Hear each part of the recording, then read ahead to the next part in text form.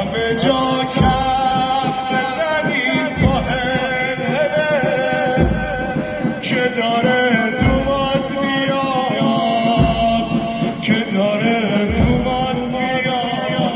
گل بریزید رو هجرگاه قاسم، گل بریزید رو هجرگاه قاسم.